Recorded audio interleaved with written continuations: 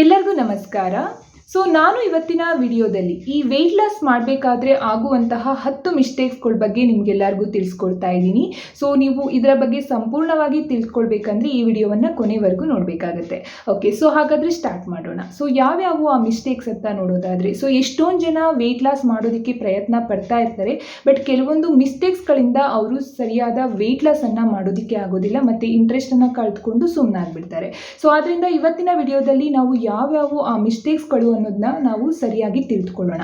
Okay, ನೀವು ಇನ್ನೂ ಕೂಡ ನನ್ನ ಚಾನಲ್ಗೆ ಸಬ್ಸ್ಕ್ರೈಬ್ ಮಾಡಿಲ್ಲ ಅಂದರೆ ಸಬ್ಸ್ಕ್ರೈಬ್ ಮಾಡಿ ಮತ್ತು ಬೆಲ್ ಐಕನ್ ಮೇಲೆ ಕ್ಲಿಕ್ ಮಾಡಿ.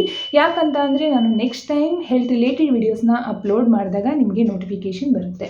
ಓಕೆ, ಹಾಗಾದರೆ ಫಸ್ಟ್ ಮಿಸ್ಟೇಕ್ ಯಾವುದು ಅಂತ ನೋಡೋದಾದರೆ, okay, neglecting nutritional value. Okay, ಕೆಲವು ಜನ ಏನು ಮಾಡ್ತಾರೆ ಅಂದರೆ ವೆಯ್ಟ್ ಲಾಸ್ ಮಾಡಬೇಕು ಅಂತ ಡಯಟ್ ಸ್ಟಾರ್ಟ್ ಮಾಡ್ತಾರೆ. ಬಟ್ ಅವ್ರ ಮೇನ್ ಫೋಕಸ್ ಕ್ಯಾಲರಿ ಮೇಲೆ ಆಗಿರುತ್ತೆ, ಆದರೆ ನ್ಯೂಟ್ರಿಷನಲ್ ಕ್ವಾಲಿಟಿನ ಚೆಕ್ ಮಾಡೋದಿಲ್ಲ ಫುಡ್ಡು. ಇಲ್ಲಿ ಮೇನ್ ಆಗಿ ಏನು ಅಂತ ಅಂದರೆ, ನಾವು ಪೋಷಕಾಂಶ ಭರಿತವಾದ ಆಹಾರವನ್ನು ಸೇವನೆ ಮಾಡಬೇಕಾಗುತ್ತೆ ವೆಯ್ಟ್ ಲಾಸ್ ಮಾಡಬೇಕಾದ್ರೆ. Okay, according to studies, okay, ಸ್ಟಡೀಸ್ಗಳು ಏನು ಹೇಳುತ್ತೆ ಅಂತ ಅಂದರೆ, ಓಕೆ, ಯಾವಾಗ ನೀವು ಪೋಷಕಾಂಶ ಭರಿತವಾದ ಆಹಾರವನ್ನು ಸೇವನೆ ಮಾಡ್ತಿರೋ ಅಂದರೆ ಹೋಲ್ ಫುಡ್ನ ನೀವು ಸೇವನೆ ಮಾಡ್ತಿರೋ, ಇದು ಲಾಂಗ್ ಟರ್ಮ್ ವೆಯ್ಟ್ ಮ್ಯಾನೇಜ್ಮೆಂಟ್ಗೆ ಸಹಾಯ ಮಾಡುತ್ತೆ. ಆದ್ದರಿಂದ ನೀವು ಜಸ್ಟ್ ಕ್ಯಾಲರೀಸ್ ಬಗ್ಗೆ ಮಾತ್ರ ಫೋಕಸ್ ಮಾಡಬೇಡಿ. ಅದರ ನ್ಯೂಟ್ರಿಷನಲ್ ವ್ಯಾಲ್ಯೂ ಬಗ್ಗೆನೂ ಕೂಡ ನೀವು ಫೋಕಸ್ ಮಾಡಬೇಕಾಗತ್ತೆ. ಇದರಿಂದ ನೀವು ಲಾಂಗ್ ಟರ್ಮ್ ವೆಯ್ಟ್ ಮ್ಯಾನೇಜ್ಮೆಂಟ್ ಮಾಡ್ಬೋದು.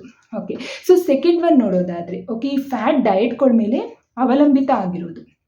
ಓಕೆ, ಎಕ್ಸಾಂಪಲ್ ನೋಡೋದಾದರೆ ಫ್ಯಾಟ್ ಡಯಟಲ್ಲಿ ವೆರಿ ಲೋ ಕಾರ್ಬ್ ಡಯಟ್ ಅಂದರೆ VLCD diet, okay, keto diet, fruit diet, some vegetable diet, ಇವೆಲ್ಲ ಫ್ಯಾಟ್ ಡಯಟ್.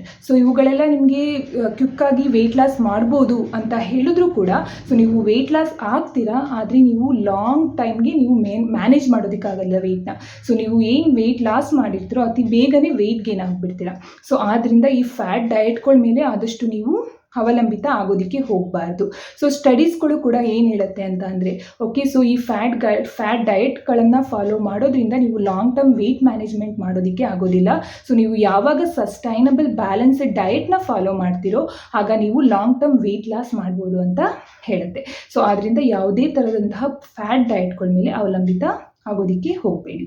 ಓಕೆ, ನೆಕ್ಸ್ಟ್ ನೋಡೋದಾದರೆ ಸ್ಕಿಪ್ಪಿಂಗ್ ಮೀಲ್ಸ್. ಓಕೆ, ನೀವು ಏನಾದರೂ ಡಯಟ್ ಮಾಡಬೇಕಾದ್ರೆ ಊಟಗಳನ್ನ ಸ್ಕಿಪ್ ಮಾಡ್ತಿದ್ರೆ, ಓಕೆ, ಕೆಲವು ಜನ ಏನು ಮಾಡ್ತಾರೆ ಅಂದರೆ ಡಯಟ್ ಮಾಡಬೇಕಾದ್ರೆ ನಾನು ಊಟ ಸ್ಕಿಪ್ ಮಾಡಿದ್ರೆ ನಾನು ವೆಯ್ಟ್ ಲಾಸ್ ಆಗ್ಬೋದು ಅಂತ ಊಟಗಳನ್ನ ಸ್ಕಿಪ್ ಮಾಡ್ತಿರ್ತಾರೆ. ಇದು ದೊಡ್ಡ ತಪ್ಪು ಅಂತಲೇ ಹೇಳ್ಬೋದು. ಯಾವಾಗ ನೀವು ಊಟಗಳನ್ನ ಸ್ಕಿಪ್ ಮಾಡ್ತೀರೋ ಆವಾಗ ಇದು ನಿಮ್ಮ ಮೆಟಬಾಲಿಸಮ್ಗೆ ಎಫೆಕ್ಟ್ ಆಗುತ್ತೆ, ಅಂದರೆ ನಿಮ್ಮ ಮೆಟಬಾಲಿಸಮ್ ಕಡಿಮೆ ಆಗುತ್ತೆ. ಇದರಿಂದ ವೆಯ್ಟ್ ಲಾಸ್ ಮಾಡೋದಕ್ಕೆ ತುಂಬ ಕಷ್ಟ ಆಗುತ್ತೆ. ಸ್ಟಡೀಸ್ ಏನು ಹೇಳುತ್ತೆ ಅಂತ ಅಂದರೆ, ಯಾವಾಗ ನೀವು ರೆಗ್ಯುಲರ್ ಈಟಿಂಗ್ ಪ್ಯಾಟ್ರನ್ನ ಫಾಲೋ ಮಾಡ್ತಿರೋ ಅಂದರೆ ಸರಿಯಾದ ಟೈಮ್ಗೆ ಆಹಾರವನ್ನು ಸೇವನೆ ಮಾಡ್ತಿರೋ, ರೆಗ್ಯುಲಾರಿಟಿ ಇಟ್ಕೊಳ್ತಿರೋ, ಇದು ನಿಮ್ಮ ಮೆಟಬಾಲಿಸಮ್ನ ಚೆನ್ನಾಗಿರುತ್ತೆ ಮತ್ತು ವೆಯ್ಟ್ ಲಾಸ್ ಮಾಡೋದಕ್ಕೂ ಕೂಡ ತುಂಬ ಸಹಾಯ ಮಾಡುತ್ತೆ. ಆದ್ದರಿಂದ ನೀವು ಯಾವುದೇ ಕಾರಣಕ್ಕೂ ಕೂಡ ಆಹಾರಗಳನ್ನ ಸ್ಕಿಪ್ ಮಾಡಬೇಡಿ, ಸರಿಯಾದ ಟೈಮ್ಗೆ ಆಹಾರವನ್ನು ಸೇವನೆ ಮಾಡಿ. ಓಕೆ, ನೆಕ್ಸ್ಟ್ ನೋಡೋದಾದರೆ, okay, over estimating calorie burn from exercise. Okay, ಕೆಲವು ಜನ ಏನು ಮಾಡ್ತಾರೆ ಅಂದರೆ ಅತಿಯಾಗಿ ಅಂದಾಜು ಮಾಡ್ತಾರೆ. ಓಕೆ, ಅವರು ಯಾವುದೋ ಒಂದು ಎಕ್ಸಸೈಸ್ ಮಾಡ್ತಿರ್ತಾರೆ, ವರ್ಕೌಟ್ ಮಾಡ್ತಿರ್ತಾರೆ, ಏನಿವೆ ನಾನು ಎಕ್ಸಸೈಸ್ ಮಾಡ್ತಾ ಇದ್ದೀನಿ, ನಾನು ಎಷ್ಟು ಬೇಕಾದರೂ ಆಹಾರ ತಿನ್ಬೋದು ಅಂತ ಮೈಂಡ್ ಸೆಟ್ಟಲ್ಲಿ ಇರ್ತಾರೆ. ಇದು ತಪ್ಪು. ಇದರಿಂದ ಅತಿಯಾದ ಕ್ಯಾಲರಿ ಸೇವನೆ ಆಗುತ್ತೆ. ಇದರಿಂದ ವೆಯ್ಟ್ ಗೇನ್ ಆಗುತ್ತೆ, ವೆಯ್ಟ್ ಲಾಸ್ ಮಾಡೋದಕ್ಕೆ ಕಷ್ಟ ಆಗುತ್ತೆ. ಓಕೆ, ಆದ್ದರಿಂದ ನೀವು ಯಾವುದೇ ಕಾರಣಕ್ಕೂ ಅತಿಯಾಗಿ ಅಂದಾಜು ಮಾಡೋಕ್ಕೆ ಹೋಗಬೇಡಿ, ಅಂದರೆ ಓವರ್ ಎಸ್ಟಿಮೇಟ್ ಮಾಡಬೇಡಿ. ಯಾವುದೋ ಒಂದು ಎಕ್ಸಸೈಸ್ ಮಾಡ್ತಿದ್ದೀರಾ ಅಂದಿದ ತಕ್ಷಣ ನೀವು ಎಕ್ಸೆಸ್ ಆಗಿ ಸೇವನೆ ಮಾಡೋದಕ್ಕೆ ಆಗೋದಿಲ್ಲ. ನೀವು ನಿಮ್ಮ ಪ್ಲೇಟನ್ನು ಬ್ಯಾಲೆನ್ಸ್ ಮಾಡೋದ್ರ ಕಡೆಗೆ ನೀವು ನಿಮ್ಮ ಗಮನವನ್ನು ಕೊಡಬೇಕಾಗತ್ತೆ.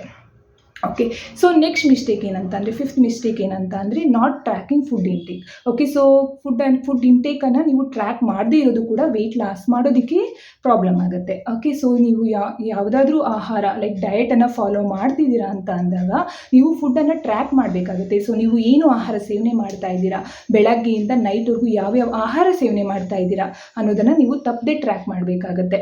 ಓಕೆ, ಸ್ಟಡೀಸ್ಗಳ ಪ್ರಕಾರ ಯಾರು ಫುಡ್ಡನ್ನು ಸರಿಯಾಗಿ ಟ್ರ್ಯಾಕ್ ಮಾಡ್ತಾರೋ, ಅವರು ಏನು ಸೇವನೆ ಮಾಡ್ತಾರೋ ಅದು ಅವರ ವೆಯ್ಟ್ ಲಾಸ್ ಮಾಡೋದಕ್ಕೆ ತುಂಬ ಸಹಾಯ ಮಾಡುತ್ತೆ ಅನ್ನೋದನ್ನು ತಿಳಿಸ್ಕೊಟ್ಟಿದೆ. ಯಾವುದೇ ಕಾರಣಕ್ಕೂ ಕೂಡ ನೀವು ಯಾವುದಾದ್ರೂ ಡಯಟನ್ನು ಸ್ಟಾರ್ಟ್ ಮಾಡಿದರೆ, ಓಕೆ, ನೀವು ವೆಯ್ಟ್ ಲಾಸ್ಗೆ ಡಯಟನ್ನು ಸ್ಟಾರ್ಟ್ ಮಾಡಿದರೆ ನೀವು ಫಸ್ಟ್ ಮಾಡಬೇಕಾಗಿರೋದು ನಿಮ್ಮ ಫುಡ್ಡನ್ನು ಟ್ರ್ಯಾಕ್ ಮಾಡೋದು.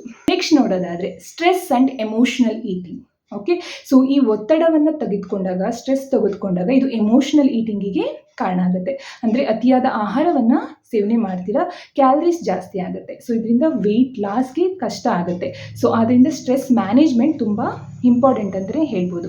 ಸೊ ಸ್ಟಡೀಸ್ಗಳ ಪ್ರಕಾರ ಓಕೆ, ಅಧಿಕವಾದ ಒತ್ತಡ ಇದು ಕಾರ್ಟಿಸೋಲ್ ಹಾರ್ಮೋನನ್ನು ಜಾಸ್ತಿ ಮಾಡುತ್ತೆ. ಯಾವಾಗ ಕಾರ್ಟಿಸೋಲ್ ಹಾರ್ಮೋನ್ ದೇಹದಲ್ಲಿ ಜಾಸ್ತಿ ಆಗುತ್ತೋ ಕ್ರೇವಿಂಗ್ಸ್ ಜಾಸ್ತಿ ಆಗುತ್ತೆ, ಹಸಿವು ಜಾಸ್ತಿ ಆಗುತ್ತೆ, ನಿಮ್ಮ ಆಹಾರ ಸೇವನೆಯೂ ಕೂಡ ನೀವು ಜಾಸ್ತಿ ಮಾಡ್ತೀರಾ. ಆದ್ದರಿಂದ ನಿಮ್ಗೇನಾದರೂ ಸ್ಟ್ರೆಸ್ ಆಗ್ತಿದ್ರೆ ಓಕೆ, ಸೊ ವರ್ಕ್ ಪ್ರೆಷರ್ ಇರ್ಬೋದು, ಯಾವುದೇ ಥರದ ಸ್ಟ್ರೆಸ್ ಇದ್ದರೆ ನೀವು ಸ್ಟ್ರೆಸ್ ಮ್ಯಾನೇಜ್ಮೆಂಟ್ ಮಾಡೋದ್ರ ಕಡೆಗೆ ಗಮನ ಕೊಡಬೇಕಾಗುತ್ತೆ.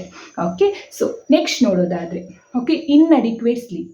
ಓಕೆ, ಸೊ ಸರಿಯಾಗಿ ನಿದ್ದೆ ಮಾಡದೇ ಇರೋದು ಇದು ಕೂಡ ವೆಯ್ಟ್ ಗೇನ್ಗೆ ಕಾರಣ ಆಗುತ್ತೆ. ಯಾವಾಗ ನೀವು ಸರಿಯಾಗಿ ನಿದ್ದೆ ಮಾಡೋದಿಲ್ವೋ ಆಗ ನಿಮ್ಮ ಅಪಟೈಟ್ ರೆಗ್ಯುಲೇಟ್ ಮಾಡುವಂತಹ ಹಾರ್ಮೋನ್ಸ್ಗಳ ಮೇಲೆ ಪ್ರಭಾವ ಬೀರುತ್ತೆ. ಯಾವಾಗ ಅಪಟೈಟ್ ಸರಿಯಾಗಿ ರೆಗ್ಯುಲೇಟ್ ಆಗೋದಿಲ್ವೋ ಇದು ವೆಯ್ಟ್ ಲಾಸ್ ಮಾಡೋದಕ್ಕೆ ತುಂಬ ಕಷ್ಟ ಆಗುತ್ತೆ. ಓಕೆ, ಸೊ ಸ್ಟಡೀಸ್ಗಳ ಪ್ರಕಾರನೂ ಕೂಡ ಸೊ ಯಾವಾಗ ನೀವು ಸರಿಯಾಗಿ ನಿದ್ದೆ ಮಾಡೋದಿಲ್ವೋ ಆವಾಗ ನಿಮ್ಮ ಮೆಟಬಾಲಿಕ್ ರೇಟ್ ಕೂಡ ಕಡಿಮೆ ಆಗುತ್ತೆ. ಸೊ ವೆಯ್ಟ್ ಲಾಸ್ ಮಾಡೋದಕ್ಕೆ, ನಿಮ್ಮ ಗೋಲನ್ನು ನೀವು ರೀಚ್ ಮಾಡೋದಕ್ಕೆ ಕಷ್ಟ ಆಗುತ್ತೆ. ಸೊ ಅದರಿಂದ ಅಡಿಕ್ವೇಟ್ ಸ್ಲೀಪ್ ಮಾಡಿ, ಗುಡ್ ಕ್ವಾಲಿಟಿ ಸ್ಲೀಪ್ ಮಾಡಿ.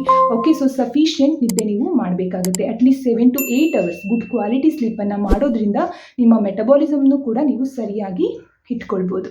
Okay, so next 8th one ನೋಡೋದಾದರೆ ಓಕೆ, ಸೊ ನೆಗ್ಲೆಕ್ಟಿಂಗ್ ಪೋರ್ಷನ್ ಸೈಜನ್ನು ಸರಿಯಾಗಿ ಮೇಂಟೈನ್ ಮಾಡದೇ ಇರೋದು. ಓಕೆ, ಸೊ ನೀವು ಡಯಟ್ ಮಾಡಬೇಕಾದ್ರೆ ನೀವು ಮೇಯ್ನ್ ಆಗಿ ಪೋರ್ಷನ್ ಸೈಜನ್ನು ಅಬ್ಸರ್ವ್ ಮಾಡಬೇಕು. ನೀವು ಎಷ್ಟು ಆಹಾರವನ್ನು ಸೇವನೆ ಮಾಡ್ತಾ ಇದ್ದೀರಾ ಅನ್ನೋದು ತುಂಬ ಇಂಪಾರ್ಟೆಂಟ್ ಆಗುತ್ತೆ. ಸೊ ಕೆಲವೊಬ್ಬರು ಡಯಟ್ ಮಾಡ್ತಾ ಇರ್ತಾರೆ ಆದರೆ ಅವರು ಪೋರ್ಷನ್ ಸೈಜ್ ಕಡೆಗೆ ಗಮನ ವಹಿಸ್ತಿರೋದಿಲ್ಲ. ಇದರಿಂದ ಅವ್ರಿಗೆ ವೆಯ್ಟ್ ಲಾಸ್ ಮಾಡೋದಕ್ಕೆ ಕಷ್ಟ ಆಗ್ತಾ ಇರುತ್ತೆ. ಸೊ ಆದ್ದರಿಂದ ನೀವು ಪೋರ್ಷನ್ ಸೈಜನ್ನು ಇವನ್ ನೀವು ಸೀರಿಯಲ್ಸ್, ಮಿಲ್ಲೆಟ್ಸ್ ತೊಗೊಳ್ಳಿ, ಗೋಧಿ ತೊಗೊಳ್ಳಿ, ಇವನ್ ಅದರಲ್ಲಿ ಫೈಬರ್ ಇದೆ ಅಂದ ತಕ್ಷಣ ನಾವು ಎಕ್ಸೆಸ್ ಆಗಿ ಕನ್ಸ್ಯೂಮ್ ಮಾಡೋದಕ್ಕೆ ಆಗೋದಿಲ್ಲ.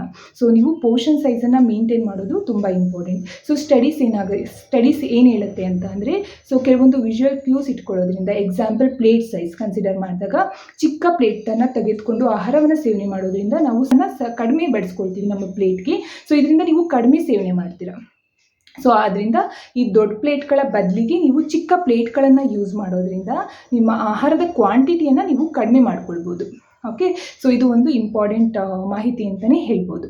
ಓಕೆ, ಸೊ ನೆಕ್ಸ್ಟ್ ನೋಡೋದಾದರೆ ಸೊ ನೆಕ್ಸ್ಟ್ ಮಿಸ್ಟೇಕ್ ಏನು ಅಂತ ನೋಡೋದಾದರೆ ಇಗ್ನೋರಿಂಗ್ ಸ್ಟ್ರೆಂತ್ ಟ್ರೈನಿಂಗ್. ಸೊ ಇದು ಒಂದು ಮಿಸ್ಟೇಕ್ ಅಂತಲೇ ಹೇಳ್ಬೋದು. ಸೊ ಜನಗಳು ಏನು ಮಾಡ್ತಿರ್ತಾರೆ ಅಂದರೆ ಸೊ ಜಸ್ಟ್ ಕಾರ್ಡಿಯೋ ಎಕ್ಸಸೈಸ್ಗಳ ಮೇಲೆ ಗಮನ ಕೊಡ್ತಿರ್ತಾರೆ, ಸ್ಟ್ರೆಂತ್ ಟ್ರೈನಿಂಗ್ ಬಗ್ಗೆ ಗಮನ ಕೊಡ್ತಿರೋದ್ರಿಲ್ಲ. ಇದರಿಂದ ಫ್ಯಾಟ್ ಲಾಸ್ ಮಾಡೋದಕ್ಕೆ ಕಷ್ಟ ಆಗುತ್ತೆ ಮತ್ತು ಮಸಲ್ನ ರಿಟೆನ್ಷನ್ ಮಾಡೋದು ತುಂಬ ಕಷ್ಟ ಆಗುತ್ತೆ. ಸೊ ಆದ್ದರಿಂದ ನೀವು ಕಾರ್ಡಿಯೋನು ಮಾಡಿ, ಕಾರ್ಡಿಯೋ ಜೊತೆಗೆ ಸ್ಟ್ರೆಂತ್ ಟ್ರೈನಿಂಗನ್ನು ಮಾಡಬೇಕಾಗತ್ತೆ. ಅಟ್ಲೀಸ್ಟ್ ವಾರದಲ್ಲಿ 2 ರಿಂದ 3 ಸಲ ನೀವು ಸ್ಟ್ರೆಂತ್ ಟ್ರೈನಿಂಗನ್ನು ಕೂಡ ಮಾಡಬೇಕಾಗತ್ತೆ.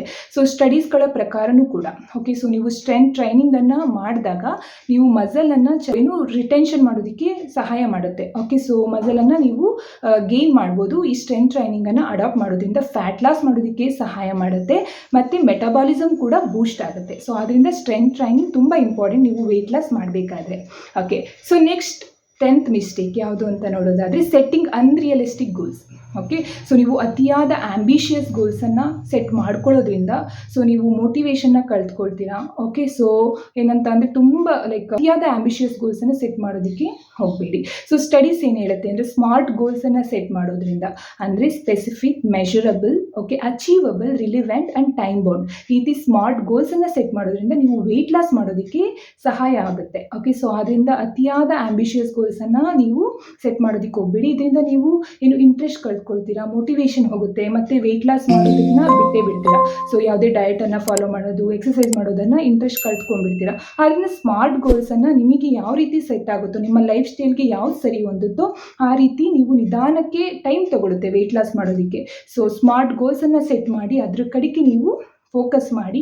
ಓಕೆ, ಟೈಮ್ ಆದರೂ ಪರವಾಗಿಲ್ಲ, ಬಟ್ ಲಾಂಗ್ ಟರ್ಮ್ ವೆಯ್ಟ್ ಮ್ಯಾನೇಜ್ಮೆಂಟ್ನ ನೀವು ಮಾಡ್ಬೋದು. ಓಕೆ, ಸೊ ಆದ್ದರಿಂದ ನೀವು ಯಾವುದೇ ಕಾರಣಕ್ಕೂ ಈ ರೀತಿಯ ಮಿಸ್ಟೇಕ್ಸ್ಗಳನ್ನು ಮಾಡೋದಕ್ಕೆ ಹೋಗಬೇಡಿ. ಸೊ ನೀವು ಈ ರೀತಿಯ ಮಿಸ್ಟೇಕ್ಸ್ಗಳನ್ನು ಅವಾಯ್ಡ್ ಮಾಡೋದ್ರಿಂದ ನೀವು ಹೆಲ್ತಿ ವೆಯ್ಟ್ ಲಾಸ್ ಮಾಡ್ಬೋದು. ಓಕೆ, ಸೊ ನಿಮಗೆ ಮಾಹಿತಿ ಇಷ್ಟ ಆಗಿದೆ ಅಂತ ಅಂದ್ಕೊತೀನಿ. ನೀವೇನಾದರೂ ಯಾವುದೇ ರೀತಿಯ ನಾನು ಹೇಳಿರೋ 10 ಮಿಸ್ಟೇಕ್ಗಳಲ್ಲಿ ಯಾವುದಾದ್ರೂ ಮಿಸ್ಟೇಕ್ಸ್ ನೀವು ಮಾಡ್ತಿದ್ರೆ ಸೊ ಆ ಮಿಸ್ಟೇಕ್ಗಳನ್ನ ಸರಿ ಮಾಡ್ಕೊಳ್ಳಿ. ಓಕೆ, ಸರಿಯಾದ ಡಯಟನ್ನು ಫಾಲೋ ಮಾಡಿ, ಲೈಫ್ ಸ್ಟೈಲನ್ನು ಫಾಲೋ ಮಾಡಿ, ಹೆಲ್ತಿ ವೆಯ್ಟ್ ಲಾಸ್ ಮಾಡಿ. So thank you for watching.